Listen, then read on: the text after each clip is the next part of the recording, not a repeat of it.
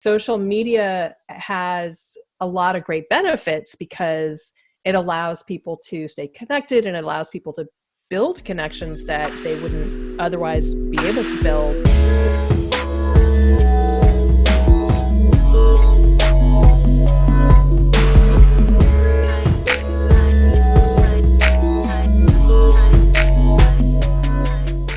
Would you mind explaining a little bit as to why, first of all, why you think that like the perfectionism paralysis has become so prevalent in like our modern society, and how we can go about alleviating it? And I know you detail it in the book because I read a bit, but I'm curious to see to hear what you have to say right now. Well, I can speak to perfectionism in my own life. I don't know if I can speak to perfectionism in the wider society, but I do see perfectionism is certainly prevalent, and I can see the relationship between perfectionism and what I call the comparison trap. Sometimes I hear people refer to it as compare and despair syndrome. And that I do see as getting worse because of social media. Social media has a lot of great benefits because it allows people to stay connected and it allows people to build connections that they wouldn't otherwise be able to build if the internet didn't exist, et cetera, et cetera. However, of course, it also has a downside that we only see people's quote unquote highlight reels instead of, the full reality of their lives. And so it's so easy to, as they say, compare our insides to other people's outsides and all of that, which is post their failures. Yeah, exactly. And I fall into that trap all the time. And I have, of my 10 guideposts, the reason why the comparison trap gets its own guidepost is because it is my absolute worst gremlin. I mean, it's really a gremlin voice, right? Oh, other people are so much better than you are. Why do you even bother? That kind of thing. And it's my absolute worst gremlin. I step in that comparison trap multiple times a day.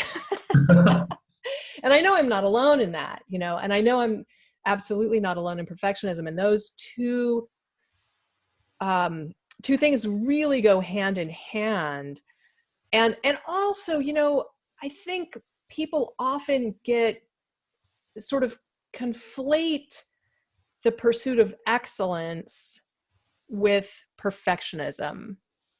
And they're two very different things. So I have heard people use the excuse, well, I'm a perfectionist, which is why such and such happened. They'll use that phrase as a positive, when I don't, it's rhetoric, of course, but I would never use that phrase as a positive in my own life, because to me, perfectionism means that you shut down, basically. You will not accept anything less than perfection. Perfection means that you're always going to fail, because there is no such thing as perfection. Period. Now that doesn't mean that you can't pursue excellence. We can always pursue excellence. We can always pursue levels of mastery, right? Mm-hmm. But perfectionism, I do not see as a positive in any way, shape, or form. I don't know if I have answered your question. I think that was a fantastic answer. Thank you. Oh, you're so cool. Now, what I can also speak to is the antidote to perfectionism is self-compassion. That's actually one of the later points I was going to talk about, but continue, go on. Yeah. I spent the bulk of my life really just clinging to perfectionism because I felt like I would never be enough if I didn't, if I let the authentic me, the imperfect me, the flawed me be seen, really. And that I always had to pursue being the best at whatever it was that I did, that I always had, and there's a comparison trap, right? That by definition, being the best means that there's comparison with others. And that was my life through school, through college and beyond. I couldn't let go of that perfectionism. It went way beyond the pursuit of excellence. It was this like exhausting pursuit of being, really being the best at everything. And I felt like I just was constantly miserable. And here's an example. I remember in my late 20s, I discovered calligraphy. Or discovered is not really the right word, because I had actually, my brother had given me a calligraphy fountain pen set years before that, but I hadn't really fallen in love with it until my late 20s. So I fell in love with calligraphy in my late 20s.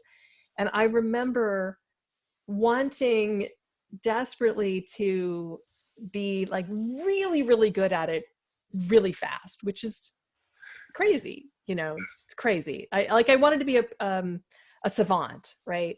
And all of this is tied into, if you're familiar with Carol Dweck's work on the growth mindset versus the fixed mindset.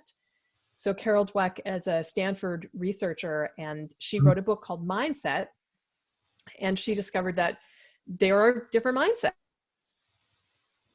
mindset. People with a growth mindset believe that your talents, your abilities, your intelligence, all of that is changeable, and it can develop based on the effort that you put into things. Whereas people with a fixed mindset believe that your talents, your abilities, your intelligence, all of that is fixed, that you're born with a level of talent, you're born with a level of intelligence, et cetera, and it's never going to change. So the amount of effort that you put in is irrelevant. And I had a very fixed mindset around talent and intelligence and all of that. The problem is that people with a fixed mindset have this fear, and none of this is necessarily articulated. Like I wasn't aware of any of this, but I had this fear that, and this is classic fixed mind stuff, that if I made a piece of art, or if I took a test or something like that, it was going to, I would never do as well as people expected me to, and therefore I was going to prove that I wasn't nearly as talented or smart or whatever as people thought I was. That's classic fixed mindset. People with a growth mindset would be like, yeah, great. I didn't do so great. I can figure out how to get better at this thing. This is exciting. Mm-hmm. So, and how do you get out of a fixed mindset? By focusing on effort. Parents can train their kids to have a growth mindset by praising them for effort. Instead of saying, oh, you're so smart, you're so talented, which is how my well-meaning, very loving parents praised me. Praise your kids for, wow, you worked really hard on that. Mm. Keep working hard. Pretty easy, right? It is.